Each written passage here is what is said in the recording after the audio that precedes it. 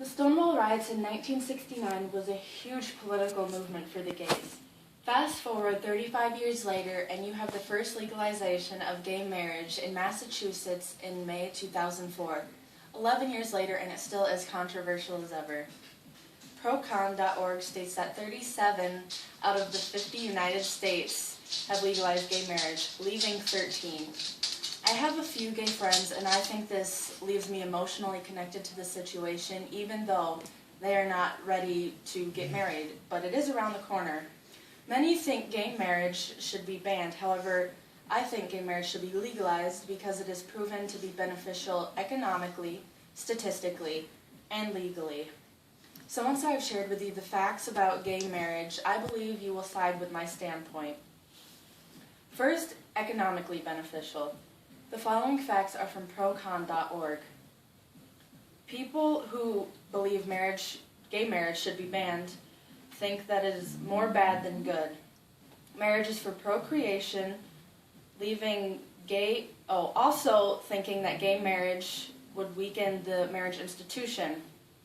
Well, they think all bad and not good. Gay marriage is very advantageous and beneficial, in fact. Think about all the costs a wedding takes. The wedding ceremony, the wedding reception, marriage licenses, and marriage taxes that come along with it. Also, a few facts here. New York City, if they were to legalize gay marriage in 1 year, they would make $142 million.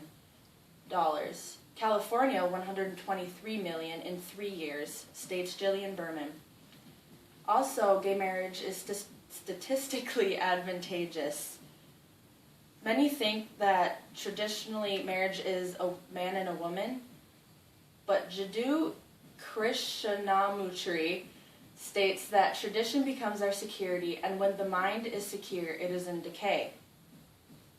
Also, many think that it opposes the Bible, which does in a sense, and they think it's unmoral and unnatural. But think about it, not everyone is religious or Christian. And look at the statistics. Adoption rates would increase greatly. Gallup poll states that 53% of Americans are in support of gay marriage. In fact, I have some polls here. So if you'd look at same-sex marriage polls since 1988, the pink is those opposing, and the green is those in favor. So you have 1988 right here, and then 2011 right here. It's not up to date, but I'm sure it has kept going in the pattern it has, that those opposing are decreasing and those in favor are agreeing. Also here, I have to put it into more perspective. Should gay marriage be legalized? The pink here is yes. That is, 78%. That is more than 3/4. No is 16% or 15%, and then not sure somewhere in between 4 and 5. So if you think about all the people who are changing their minds, they're looking at the facts and not the untrue things being spread, the stereotypes. So back to this, it is also legally beneficial.